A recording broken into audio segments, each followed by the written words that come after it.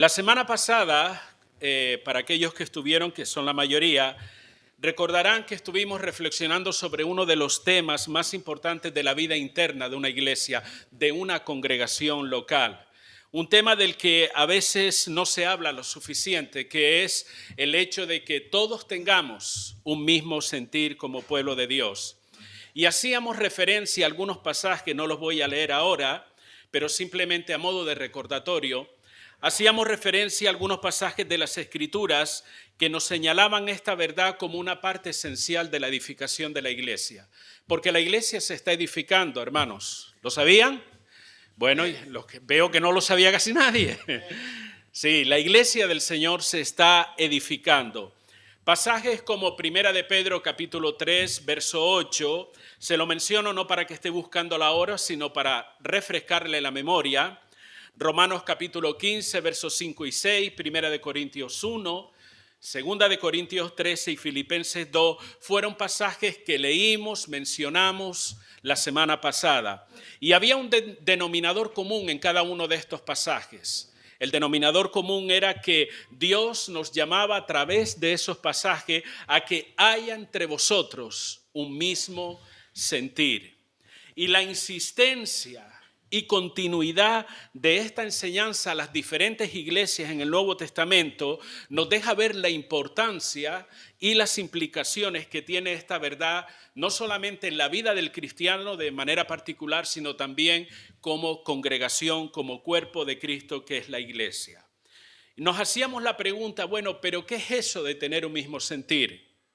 Bueno, tiene que ver con compartir una misma manera de pensar, compartir una misma visión, un mismo propósito, una misma meta y objetivo. ¿Con respecto a qué? A la vida. Bueno, con respecto a quién es Dios, con respecto a su voluntad, con respecto a la obra de Dios y a su propia palabra. Cada uno tiene su forma de pensar y es respetable.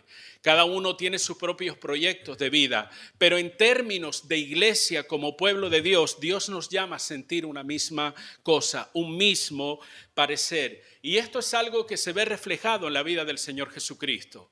Por ejemplo, en Filipenses capítulo 2 y versículo 5, y se lo voy a leer en una versión actualizada de la palabra, dice de la siguiente manera: piensen y actúen como Jesucristo. Es la misma manera de pensar que les estoy pidiendo que tenga. Estas son palabras del apóstol Pablo y, como digo, lo estoy leyendo en una versión actualizada, la versión Palabra de Dios para todos. Y esta palabra es un llamado individual para cada uno de nosotros. Nadie puede decir, no, eso no tiene nada que ver conmigo. No, la palabra de Dios tiene que ver con todos nosotros. Es un llamado individual, pero también es un llamado general como grupo, como digo, a tener ese mismo sentir de vivir, de actuar, de trabajar, semejante al de Cristo, porque esa es la idea. Cristo es nuestro referente y modelo de vida. Si usted quisiera parecerse a alguien, trate de parecerse al Señor Jesucristo, porque de hecho debemos crecer hasta la estatura de la plenitud de Cristo, dice la palabra de Dios. Él es nuestro referente, pero en todos los ámbitos de la vida, en nuestras relaciones con las demás personas, en cómo actuamos, cómo vivimos. Cristo debe ser nuestro referente. Y como digo, es un llamado individual y general. Y una buena pregunta para nosotros sería en esta mañana, a modo de reflexión, como norma general en tu vida personal, no pienses en la persona que está sentada a tu lado, allá él con su vida, pero en tu vida personal y como norma general, a la hora de hacer o de no hacer las cosas, a la hora de tomar tus decisiones, a la hora de relacionarte con otras personas, de entablar amistades, a la hora de trabajar y tantas cosas que podemos hacer en la vida, ¿piensas y actúas como Jesucristo? Es una pregunta que debemos contestarnos. ¿Por qué? Porque debe haber en nosotros el sentir que hubo en Cristo Jesús. ¿Te preocupa realmente este concepto de vida, el pensar o el actuar como Jesucristo, o eso es algo que ni siquiera te paras a reflexionar? La hermana Yuberli este martes trajo una enseñanza muy interesante y ella dijo una expresión que me gustaría repetirles.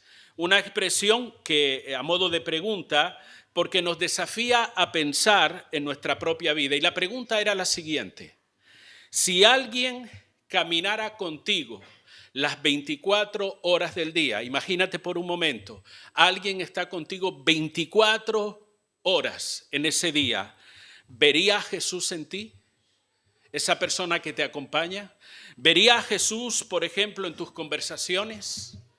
En las conversaciones que tenemos en privado, en las conversaciones que tenemos en espacios públicos. ¿Vería a Jesús en el tipo de conversación que tú hablas?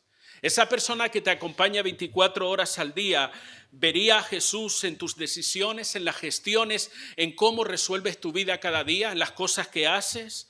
¿Vería a Jesús en el trato que le das a tu esposo, a tu esposa, a tus hijos? Si esa persona estuviera constantemente pegado a ti, observándote, ¿vería a Jesús en esas actitudes? ¿Vería a Jesús en el uso del tiempo que tú tienes? ¿Vería a Jesús en el uso que le das a tu aparato móvil o a tus canales de televisión y toda esta serie de cosas? Es una pregunta buena para nosotros para reflexionar hasta qué punto realmente uno está implicado en ese sentir que hubo en Cristo Jesús.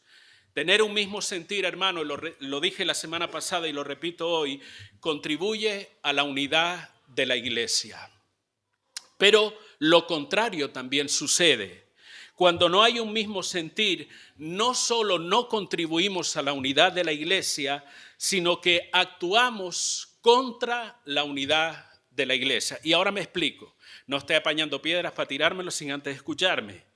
Si entiende lo que estoy diciendo, se dará cuenta que un creyente puede en ocasiones convertirse en un enemigo de la unidad de la iglesia. Y me voy a explicar. Porque tal vez usted está pensando, oye, me parece demasiado exagerado lo que estás diciendo. O tal vez eso es una expresión muy radical. Pero permítame leerle las palabras que el mismo Señor Jesucristo dijo. En el Evangelio de Lucas, capítulo 11 y verso 23, y en el Evangelio de Mateo, capítulo 12 y versículo 30, estos dos pasajes dicen una misma cosa. Y fueron palabras del Señor Jesucristo. Si usted dice, bueno, lo dijo Pepe, bueno, eso no tiene importancia. Pero fueron palabras del Señor Jesucristo y Él dice lo siguiente: el que no es conmigo, contra mí es. Y el que conmigo no recoge, desparrama, dice la Escritura. ¿Saben? Este pasaje, cuando uno se pasa a reflexionar en él, realmente es una declaración muy radical. Es una declaración muy contundente y, como digo, gracias que fue el Señor que lo dijo. En Dios no hay una posición neutral, no hay una posición de indiferencia. O estamos en contra. Ni siquiera cabe o estamos o estamos con Él o estamos contra Él. Porque si se dan cuenta, Jesús lo dijo claramente, el que no es conmigo es contra mí. No dice, no, el que no es conmigo, pues no pasa nada, cada cual hace lo que quiere. No, dice es contra mí y el que no recoge está haciendo el efecto contrario que está desparramando, dice aquí la palabra. O estás conmigo, dice el Señor, en todos los sentidos, o estás en contra de mí. Eso fue lo que dijo Jesús. Tú puedes aceptarlo, no entenderlo, no importa por muy buena persona que tú te consideres. Esto es lo que dice el Señor Jesucristo. Ahora, para entender esta expresión, hermano, hay que ir al contexto. ¿Qué estaba sucediendo cuando Jesús dijo esto? ¿Por qué hizo esta declaración? Tanto el contexto de Lucas 11 como Mateo 12 nos habla de una misma cosa.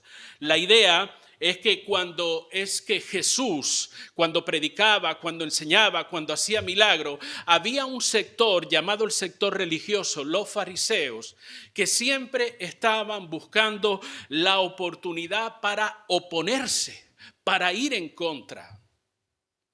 Si usted ha leído el Nuevo Testamento, por lo menos los 4 evangelios, usted se da cuenta de una actitud repetitiva que había siempre en los fariseos. Era llevarle la contra al Señor Jesucristo. Buscaban oportunidades para tenderle una trampa. Si liberaba a un demoniado, ¿qué decía? Por Belcebú es que está liberando a los endemoniados. Y así sucesivamente había una actitud contraria, opositora a lo que el Señor hacía. ¿Quiénes eran estos fariseos? Bien, antes de que Jesús apareciera en escena, los fariseos eran los referentes religiosos más importantes de la época. Digamos que eran el top 10 de lo que significa ser un hombre de Dios. Si alguien le preguntara, ¿qué es para ti un hombre de Dios?, señalarían a los fariseos. ¿Por qué? Porque ellos representaban lo que era justamente un hombre de Dios. Pero todos sabemos, hermanos, que eso todo era apariencia. Ellos siempre aparentaban ser espirituales. Ustedes saben porque lo han leído, y si no lo han leído yo lo invito a que lo haga. Dicen los evangelios que era muy común cuando usted pasaba por un lugar público, sea una plaza o sea un lugar, una calle muy concurrida, no era extraño encontrarse un fariseo haciendo largas oraciones. Y todo el mundo que pasaba se quedaba observando a fulanito tal, que es el fariseo. Oye, mira qué hombre de Dios, ¿por qué? Lleva ahí media hora orando. Lleva ahí una hora orando. Probablemente, ¿por qué? Porque así nos enseña la palabra. Ellos aparentaban ser personas consagradas a través de mostrar sus ayunos y sus diferentes rituales. Ustedes saben, y hemos repetido en varias ocasiones, que cuando estos hombres ayunaban, ni se lavaban la cara, ni se peinaban. Salían a la calle todos espeluzados. Salían a la calle con las legañas ahí y la gente lo veía y dice, están ayunando. Son unos hombres de Dios. De ahí que Jesús en un momento de confrontación que les dijo, lávense la cara, peínese esos pelos, ¿verdad? Tiene que estar demostrándole a la gente que están ayunando. Ellos aparentaban ser entendidos en la palabra. Incluso reclamaban ser llamados maestros. Aparentaban ser un pueblo o unos hombres preocupados por el pueblo. Cuando hacían una obra de caridad, cuando daban algunas limosnas, hacían sonar trompetas, una manera de decir que llamaban la atención sobre sí mismos. Todo esto eran esos fariseos, aquellos que aparentaban una gran religiosidad, pero que sin embargo en ellos se mostraba un espíritu de oposición, un espíritu contrario al Señor Jesucristo. La triste y amarga realidad es que detrás de esa apariencia, de esas buenas personas o de esas actitudes desinteresadas, se manifestaba un espíritu constante de oposición, como digo, y contrario a la voluntad de Dios. Es en ese contexto que Jesús dice, el que no es conmigo, contra mí es. Aquellos que están siempre oponiéndose a la voluntad de Dios. ¿Y saben qué? Esto es muy revelador para nosotros hoy día. Yo no sé si usted ha pensado en ello y si no lo ha hecho, hoy lo va a hacer. Jesús nos llama, toda la palabra en el Nuevo Testamento nos llama a la unidad. Pero nosotros sabemos que el enemigo no quiere la unidad de la iglesia. Antes bien lo que va a provocar, ¿qué es? Divisiones. Y saben, hermanos, por lo que uno puede entender a través de estos pasajes y otros, que los grandes divisores, no hablo de las grandes divisiones dentro del pueblo de Dios, sino de quienes provocan esas divisiones. Esto no es una norma, no es una regla, no es que 100% siempre es así, pero los grandes divisores en el seno de la iglesia están disfrazados de religiosidad. Me explico. Aparentan ser conocedores de la palabra, argumentan estar preocupados por la sana doctrina. Y si no, mire usted las redes sociales. Están cargadas de este tipo de personas, supuestamente hombres de Dios. Yo no voy a entrar si lo son o no lo son. Pero ¿qué es lo que hacen? Supuestamente están defendiendo la sana doctrina, ellos se presentan como conocedores y maestros de la palabra, tal como eran aquellos fariseos. Pero ¿sabe cuál es la reacción que está produciendo en el pueblo? Están dividiendo al pueblo de Dios. Y nosotros vemos esos vídeos, creemos muchos de ellos, los compartimos con otras personas. Pero miremos un poquito más allá, hermano. Detrás de ese espíritu, muchas veces, yo no digo que esto sea una regla, hay un espíritu de oposición, un espíritu contrario al sentir que debe haber en la iglesia. Religiosos o hombres que aparentan y mujeres que aparentan religiosidad, que se levantan a sí mismos como defensores de lo correcto. ¿Y qué hacen? Se dedican a señalar con el dedo, a juzgar y condenar todo aquello que no les agrada de otros o no se ajusta a sus ideas personales. Te hablan de santidad, pero en su interior están podridos en sus propios pecados. Dicen conocer o entender la voluntad de Dios cuando se trata de otras personas, pero sus vidas personales son un caos y un desorden. Viven desorientados y confundidos, dando tumbos sin avanzar en la vida cristiana. Manifiestan estar preocupados por la madurez espiritual, por el crecimiento, por la iglesia, cuando la realidad de sus preocupaciones es satisfacer sus propios deseos personales. Esto es una realidad. ¿Te des cuenta o no te des cuenta? Y quiero decirte algo. No es el borracho o la persona, para no ser tan fuerte, la persona que tiene problemas con la bebida. No es el adúltero, no es el mentiroso cuyos pecados son más que evidentes en medio del pueblo de Dios, los que suelen generar las divisiones en la iglesia y romper la unidad de la iglesia. No son esas personas. Son aquellos que esconden la maldad de su corazón, que esconden sus pecados ocultos, su ignorancia, sus intereses personales detrás de una apariencia de espiritualidad o de religiosidad. Por eso hablo de los fariseos. Ese era el contexto que el Señor Jesús tuvo que confrontar. Personas que aparentaban una gran religiosidad, pero que sin embargo se oponían a la obra de Cristo, al plan redentor de Dios por medio de Cristo. Y una de las actitudes, hermanos, que se manifiestan o sobresalen en este tipo de personas que he mencionado, es que no tienen un mismo sentir como el que hubo en Cristo Jesús. Por eso, una y otra vez, la Biblia llama a las diferentes iglesias en el Nuevo Testamento: tengan un mismo sentir, caminen con un mismo parecer. ¿Cuál? El que hubo en Cristo Jesús. Eso es lo que nos enseña la palabra, y de manera reiterativa, la insistencia de tal enseñanza nos deja ver lo importante que es en medio del pueblo de Dios. Cuando alguien no tiene el mismo sentir, eso se va a notar, hermano. Lo notamos, y estudiando la vida de estos fariseos, yo le invito, por favor, en su casa tranquilamente, cuando comience o vaya a una concordancia y busque la palabra fariseo, y usted verá cuáles son las actitudes que se manifestaban en estas personas que eran un referente de religiosidad. Sus constantes desacuerdos con el espíritu general que se estaba obrando en el pueblo de Dios. Esa actitud de oposición, el proceder, la conducta, las palabras siempre trataban de romper la armonía. Cuando el pueblo estaba contento porque recibía del Señor, porque se juntaban multitudes a escuchar a Jesús, porque decía que sus palabras tenían vida, eran palabras de poder. Allí iban aquellos señores, por decirlo de alguna manera.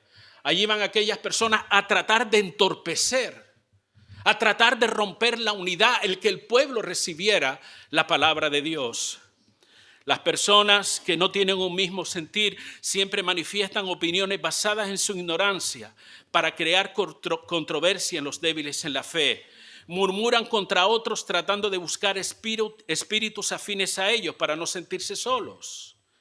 Les cuesta ponerse de acuerdo y siempre quieren tener la razón en sus planteamientos. Y si hay que sobornar a alguien, se soborna. Porque eso es lo que hacían estas personas. Si tenían que pagarle a alguien para decir, ve tú y di, es esto o es aquello o haz lo otro, ellos lo hacían. La idea era entorpecer. Contagiaban a otros con su malestar para justificar su conducta. Se burlan y menosprecian a aquellos que no creen lo mismo que ellos. Y pudiera seguir nombrando más cosas, pero creo que no hace falta. Son rasgos comunes y frecuentes en aquellos que corren tras su sentir personal y no el sentir de Cristo. De ahí, hermanos, que de manera constante, y usted que es una persona inteligente y entiendo que lee la Biblia, usted se dará cuenta cómo en las diferentes epístolas del Nuevo Testamento nos advierte una y otra vez sobre esas personas. La Biblia le llama falsos maestros. Le llama falsos profetas, le llama también falsos apóstoles.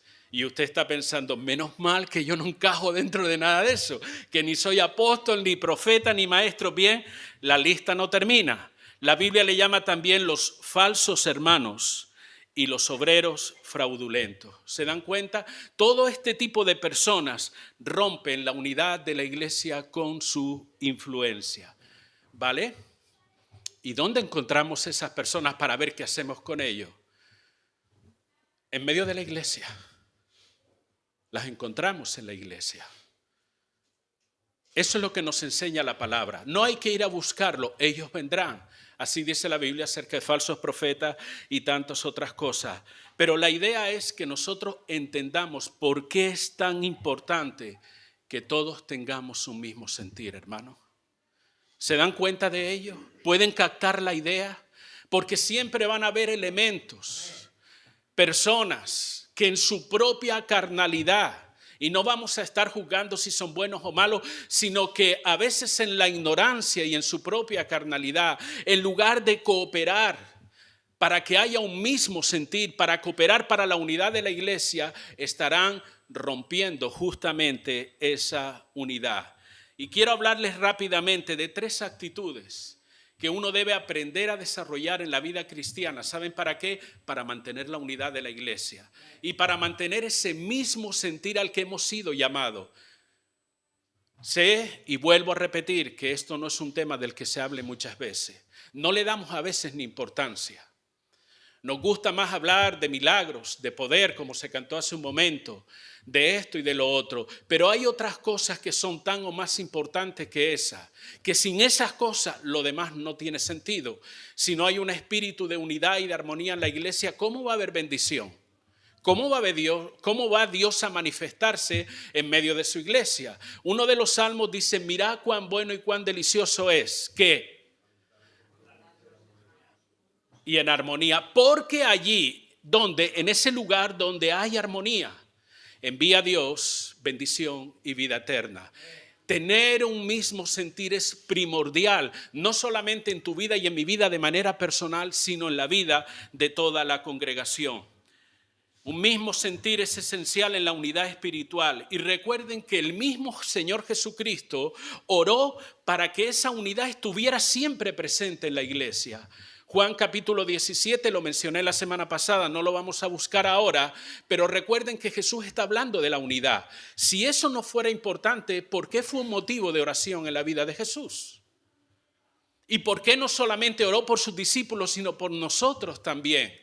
Por aquellos que habían de creer, que nos mantuviésemos unidos y sobre todo en un mundo, en una sociedad podrida como la que estamos viviendo, con un enemigo que está alrededor como un león rugiente buscando a quien devorar. Él siempre va a tratar de romper la unidad y ese mismo sentir en la iglesia.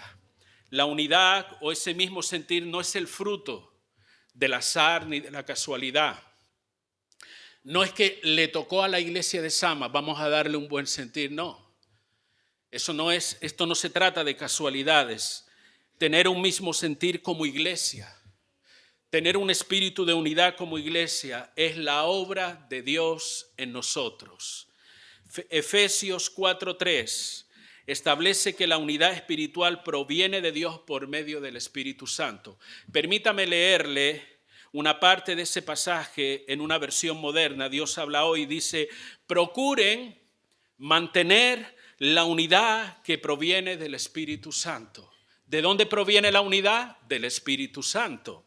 Entonces, el mismo Pablo, que inspirado por el Espíritu Santo, escribió esta palabra cuando le escribe a los hermanos de Roma, y citábamos la semana pasada, Romanos 15:5, para él eso se convirtió en un motivo de oración. Y él oraba que el Dios de la paciencia y de la consolación os dé entre vosotros un mismo sentir según Cristo Jesús. ¿Qué oración más bonita? No era una oración de echar fuera demonios. No era una oración de que cayera fuego del cielo. No era una oración de ninguna cosa espectacular. Era una oración para que todos tuviéramos un mismo corazón, un mismo sentir, un mismo anhelo, una misma unidad.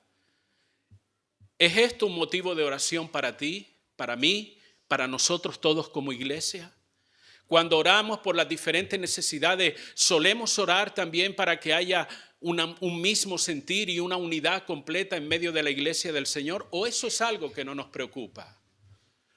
Pablo, para él era algo sumamente importante. Un hombre que dice que sobre él se agolpaba la preocupación por todas las iglesias, una manifestación de preocupación por la iglesia del Señor. No solamente barrer el suelo, colocar la silla, salir aquí a predicar o cualquier cosa de esta. Es cuando nosotros oramos para que seamos de un mismo sentir, con un mismo propósito.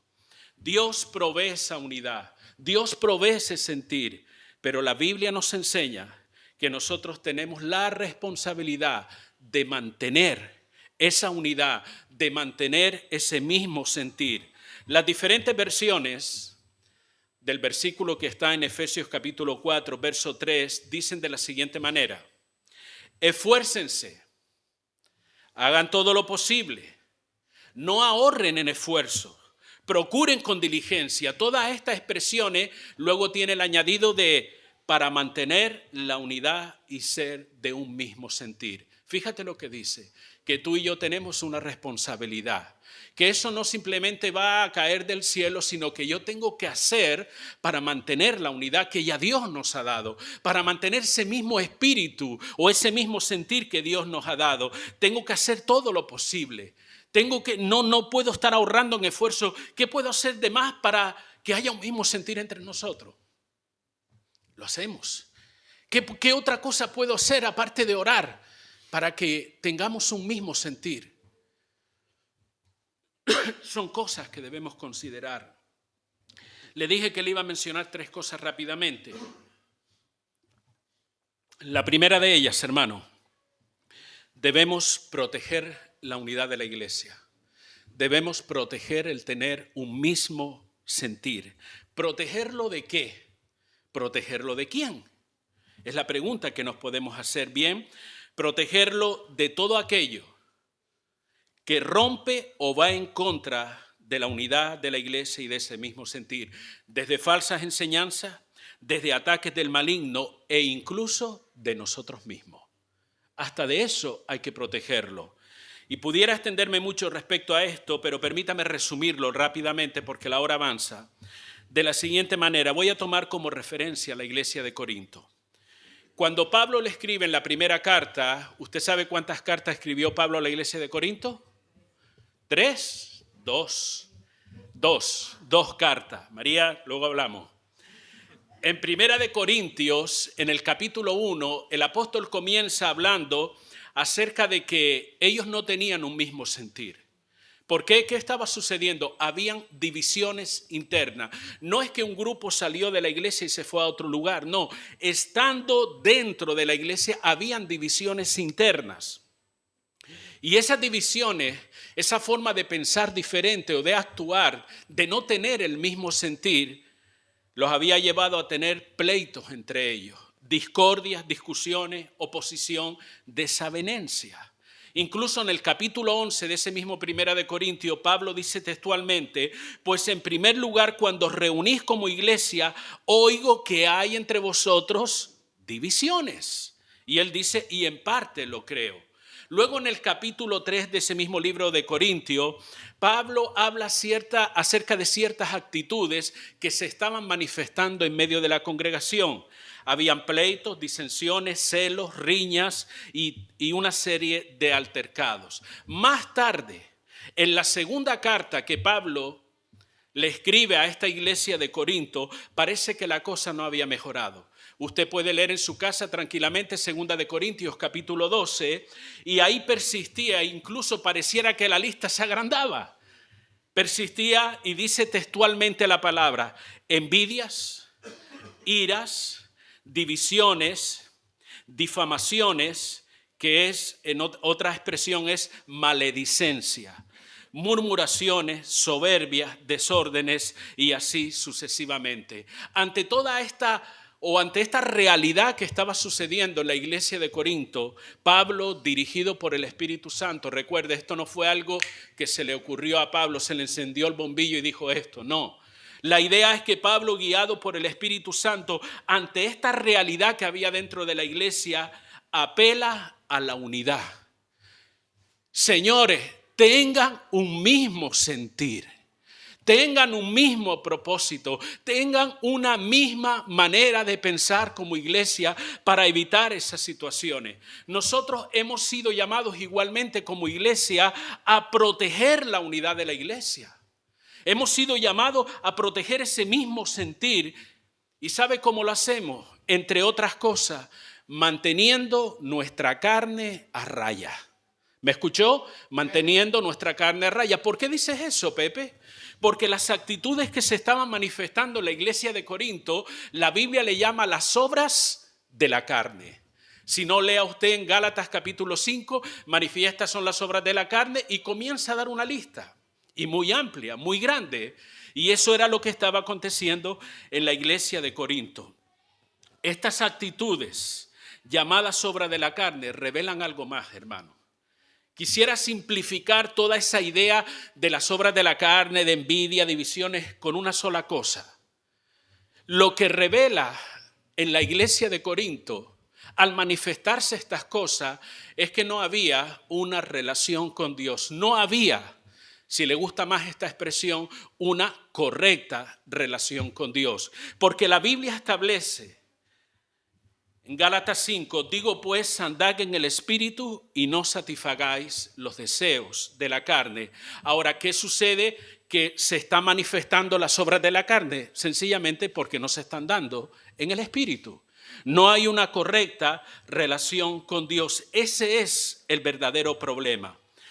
Cuando tu vida y la mía también, como suelo repetir, yo no soy mejor que nadie, no soy mejor que ustedes. Cuando tu vida o mi vida se caracteriza, no digo un momento puntual, pero como norma de vida se caracteriza por murmuraciones, por celos, por pleitos, por envidia, y la lista continúa, léala tranquilamente en su casa en Gálatas 5, lo que sencillamente nosotros estamos manifestando es que no estamos teniendo una relación con Dios. Puedes tener una relación con una religión llamada evangélica, pero no estamos teniendo una relación con Dios. ¿Y saben por qué? Porque una relación con Dios siempre se va a notar también. Una relación con Dios te va a impulsar, por ejemplo, en lugar de murmurar, yo voy a bendecir la vida de esa persona. ¿Por qué? Porque me relaciono con Dios y estoy recibiendo de Dios. Y lo que Dios me da, me va a enseñar, me va a ayudar a actuar como Él quiere que yo actúe. Yo no puedo estar murmurando y decir que tengo una correcta relación con Dios. Créetelo, si tú quieres creértelo, pero eso es incorrecto. Tu relación con Dios, en lugar de murmurar, será bendecir. En lugar de acusar a alguien, ¿qué voy a hacer? Orar por esa persona. ¿Dice eso la Biblia o no lo dice, hermano? En lugar de permanecer indiferente ante el reino de Dios, yo voy a ayudar. En lugar de aislarme, yo me voy a unir. En lugar de evadir responsabilidad, yo me voy a comprometer con Dios. En lugar de buscar reconocimiento, yo voy a servir como cualquier siervo inútil que dice la palabra. En lugar de ser una persona, sea hombre o mujer, grosero o grosera, yo voy a respetar a los demás y considerar a los demás. ¿Por qué? Porque ese es el fruto de tener una relación con Dios. Y cuando no hay eso, ¿qué es lo que hay? Envidia, murmuración, y no quiero seguir nombrando porque usted sabe cuáles son las obras de la carne. Una correcta relación con Dios nos ayuda a usted y a mí también a mantener a raya la carne nuestra. Por eso dije anteriormente que debemos proteger la iglesia, la unidad de la iglesia, proteger un mismo sentir aún de nosotros mismos. Porque muchas veces podemos caer en este error, en este pecado de ser movidos, guiados, impulsados por nuestra carnalidad y no por Dios. La segunda cosa importante, debemos cultivar. No solamente se trata de proteger la unidad, no solamente se trata de proteger un mismo sentir, sino que encima nosotros tenemos que cultivar ese mismo sentir entre nosotros mismos. Tenemos que cultivarlo. ¿Cómo se hace eso? Bien, la Biblia nos lo dice. En Efesios capítulo 2, versículo 2 al 5, que leíamos la semana pasada, permítame leérselo a mí rápidamente. Una de las versiones, la Nueva Traducción Viviente, dice de la siguiente manera: poniéndose de acuerdo de todo corazón entre ustedes, amándose unos a otros y trabajando juntos con un mismo pensamiento y un mismo propósito. No sean egoístas, no traten de impresionar a nadie, Sean humildes, es decir, considerando a los demás como mejores que ustedes. No se ocupen solo de sus propios intereses, sino también procuren interesarse en los demás. Tengan la misma actitud que tuvo Cristo Jesús. Se da cuenta, el pasaje es bastante claro y bastante revelador sobre cómo nosotros podemos cultivar la unidad de la iglesia, cómo cultivar un mismo sentir entre nosotros. De forma resumida, debo decirte que es trabajando juntos y en armonía con un mismo propósito. En la iglesia del Señor, en el reino del Señor, no se trata de que cada cual va a lo suyo. Los ministerios de la iglesia no son el coto privado de alguien. Yo hago esto, el otro que haga lo que quiera. Somos llamados todos a relacionarnos, a interrelacionar incluso los ministerios. ¿Por qué? Porque somos un solo cuerpo. Y hemos sido llamados a la edificación de la iglesia. Por lo tanto, debemos trabajar juntos, como dice el pasaje. Siendo personas desinteresadas, no haciendo las cosas con doble intención. Otra cosa importante, buscando la gloria de Dios. Y quiero pararme aquí un momento. En todo lo que tú hagas y en todo lo que yo haga, con respecto a Dios, con respecto a todo, debe ser siempre buscar la gloria de Dios. Suena bonito, suena muy espiritual incluso, pero saben, esto es una medida de protección incluso para nuestra vida. Cuando lo que tú haces es para buscar la gloria de Dios, esto te va a evitar o te va a ayudar a que caigas en el orgullo y en el reconocimiento, o en que busques un reconocimiento. Si tú haces las cosas pensando en ti, evidentemente estaré esperando que alguien me dé una palmadita en la espalda y me diga, bien hecho, sigue así, adelante. Que está bien reconocer en un momento dado el trabajo de alguna persona, está bien. Pero la motivación que hay interna en el corazón de uno debe ser siempre buscar la gloria de Dios. Y como mi interés es eso, o tu interés debe ser eso, te dará igual si alguien reconoce o no lo que tú estás haciendo. Te dará igual si alguien te da una palmadita en la espalda o no, da igual. ¿Por qué? Porque tu interés está centrado en darle la gloria a Dios y no en nosotros mismos. Cuando tenemos esa actitud, nos va a librar de caer en una competencia y una rivalidad en medio del pueblo de Dios. Y usted dice, bueno, ¿y eso es posible? Sí. ¿Sabes que uno de los problemas que tenía la iglesia de Corinto es que competían el uno con el otro? Yo sé profetizar, Dios me ha dado el don de profetizar. A mí me ha dado el don de hablar en lengua. Yo hablo en lenguas más que tú. Y así sucesivamente había una especie de rivalidad en la iglesia de Corinto. Pero cuando uno busca la gloria de Dios, no la nuestra, estamos buscando el que todo lo que se haga sea para darle gloria a Él, no vamos a entrar en este tipo de actitudes que hacen daño a la unidad de la iglesia. Haré cualquier cosa por muy insignificante que sea.